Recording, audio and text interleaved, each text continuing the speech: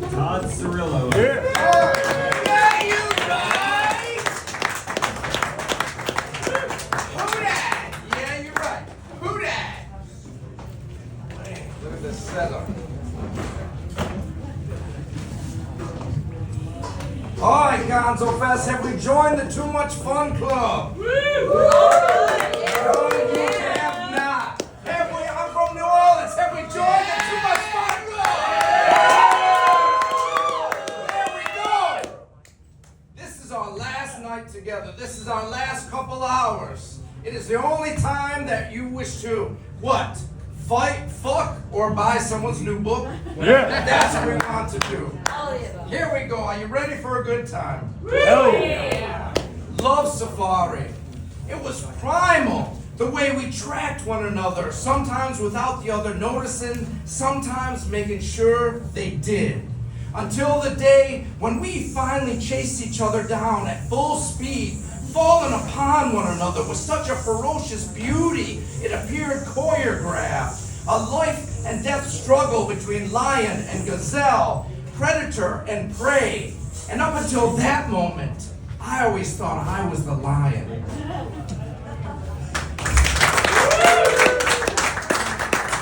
Yeah, y'all can make noise, have a good time. That's right. Fame and fancy literature.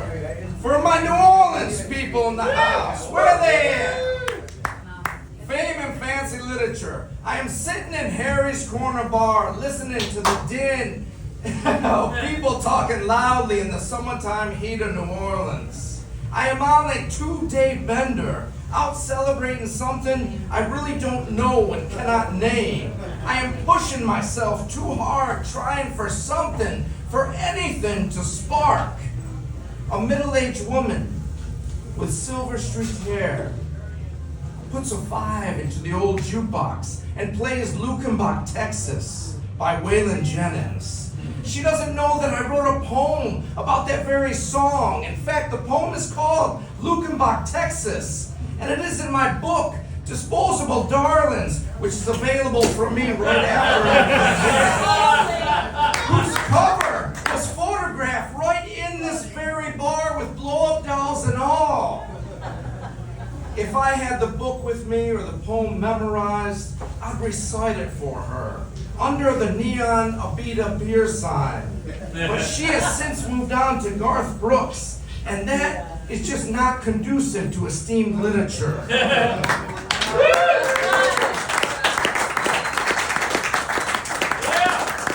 Drinking in New Orleans.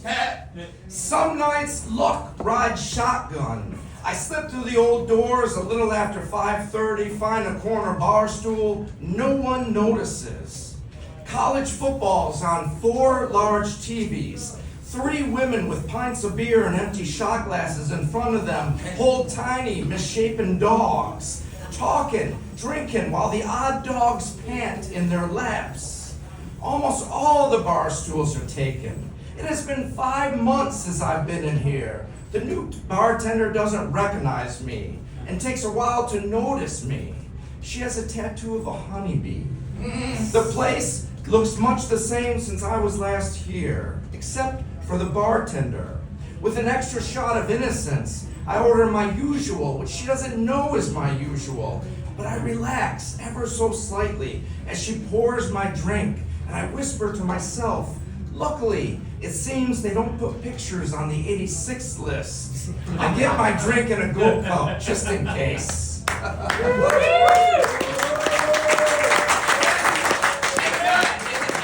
that Pubkey Bar? No, that's Garden District Pub. This one's for the newlyweds. They're right over there.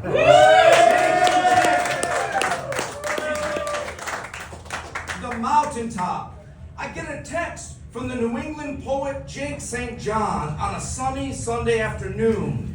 It states that he and his girlfriend just summited the mountaintop.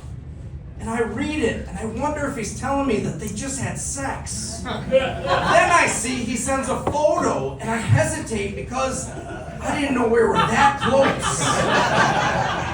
But I know he's a generous dude. He recently sent me a poetry magazine just because he thought I might like it. But of course, I open it and look, and there he is with his girlfriend, smiling, leaning tight into one another, drinking beers in nature, wearing clothes. At least I know where our friendship lies, though not really what happened, but they look truly satisfied with having reached whatever kind of summit they climbed on top of. And I'm happy for them. Sex or no sex, they earned those beers.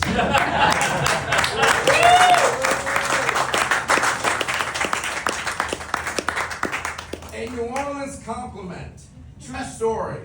I was trying to be clever while she was simply being thoughtful. She said she describes me to her friends as kind and genuinely happy.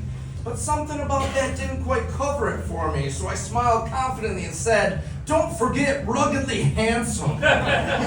She laughed, touched my cheek, and reminded me, "I've seen you in rainbow tutus, red spaghetti strap dresses, wrapped in feather boas full of glitter on a disturbingly regular basis. Always with a huge smile on your face. In fact, your niece tells her pre-K teachers and peers that her uncle wears tutus." You see how it would be difficult to describe you that way. And I smiled again, feeling oh so pretty.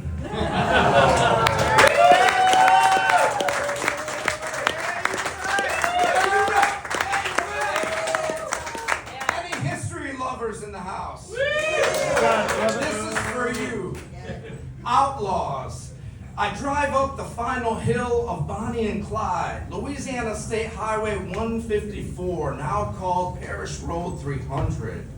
Bugs splatter my windshield instead of bullet holes. I see the outlaws' last sights, the way the road rises to meet the horizon, treetop clouds, waiting crows.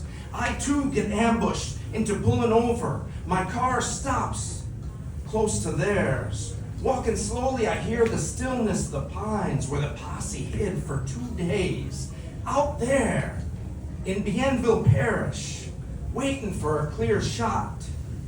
I stare at the 2 monuments, one for the lawmen, one for the lovers. The rocks beneath my shoes pop like gunshots blasting. I stand in their last living spot, taking pictures and videos for friends at social media, robbing the ghosts of their peace. This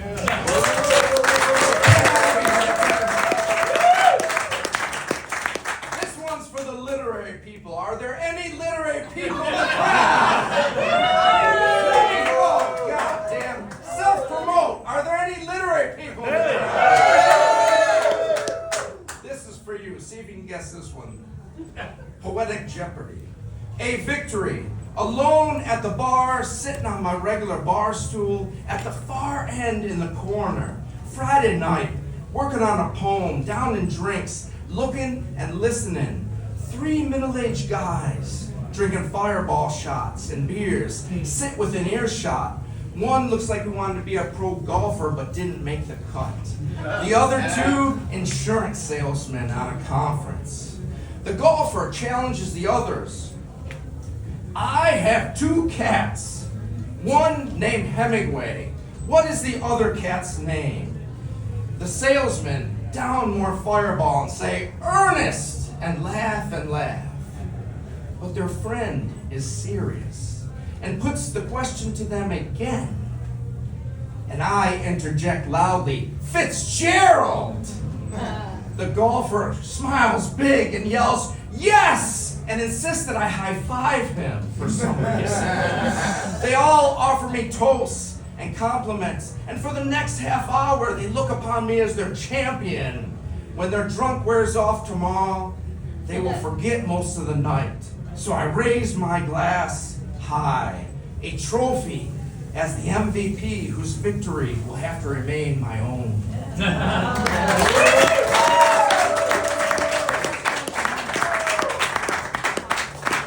Poetry suckers. I am proofreading her book book of poems, which will be published this year, and smiling at all the idiot men who will read it and seriously believe that the poems in the book are all about them. But I know who they're really about. At least that's what I tell myself.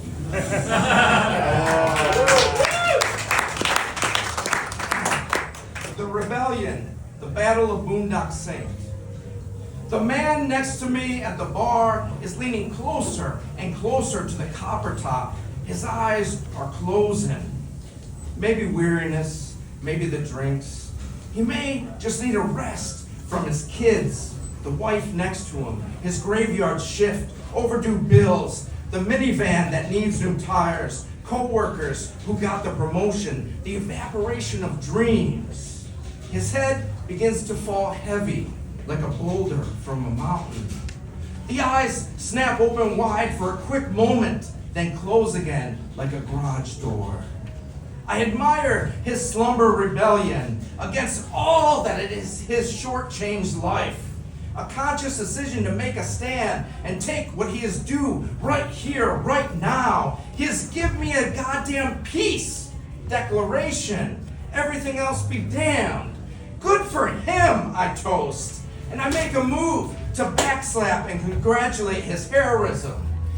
When he lifts his head and violently pukes across the bar, I take back my toast, find a new seat, and come to the conclusion it was the drinks.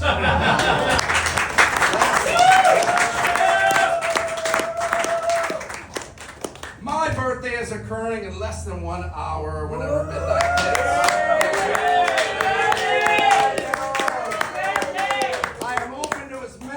As you wish to buy from me. I have them all, but this is a birthday poem. Special occasion. My birthday has arrived again. Cards and packages received in the mail. Calls and texts from close and far. Social media messages from friends and people I don't know and will never meet. There will be no cake because I do not like cake.